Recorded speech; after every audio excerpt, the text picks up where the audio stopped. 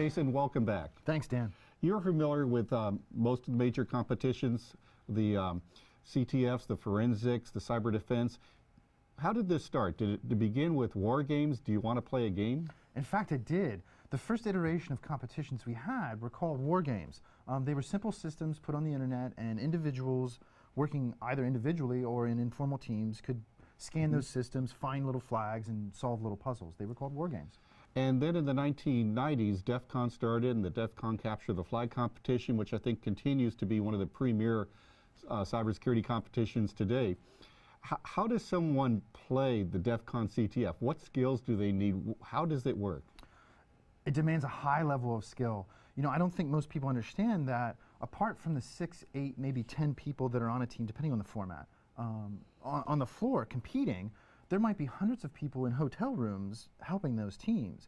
And it requires a lot of skill in a lot of different areas. And this is an around-the-clock competition that takes several days?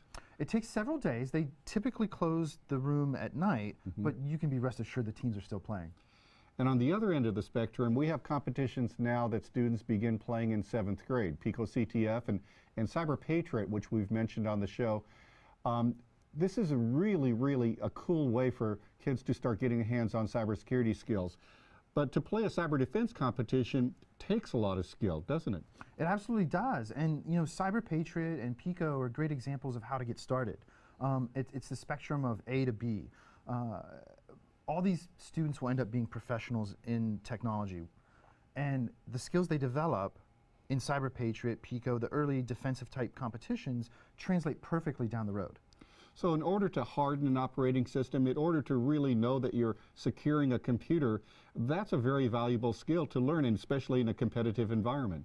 It is, and you see people making the transition from video gaming to cyber competitions. So let's talk for a minute about that. We know that millions and millions of kids play video games all the time, but there are some skills in video games that apply to cyber competitions? Sure. You know, in video game design, things like quest, object, and goal-oriented behavior are what create the fun. And we see those things being incorporated more and more into competitions. Great. And for kids who want to find out about competitions, it's becoming easier. There are more competitions available to play today. The number of teams, 2,200 teams playing Cyber Patriot this year, over 3,000 teams playing Pico CTF. And how will kids know about these competitions, and where do you think we're going? Are we going to have weekend games, pickup games? Will kids be able to really be able to pick and choose their competitions? Absolutely. In fact, I know this is usually your territory, Dan, but I'll make a prediction this week.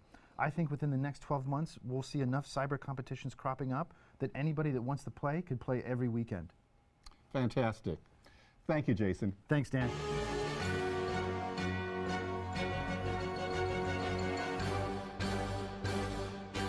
Anthem, the second largest health insurer in the United States, announced a major security breach this week. One of the reasons that we get these breaches is that our adversaries know how to develop talent to do us harm. Cybersecurity competitions develop talent that will do good for us. Cyberfed.org, the one-stop shopping place for cybersecurity competitions, is a place where you can look at a calendar of upcoming competitions. You can find a competition that you're interested in, and you can register your competition.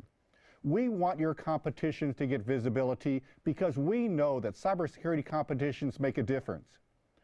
We can develop the good guys to compete with bad guys that attack us.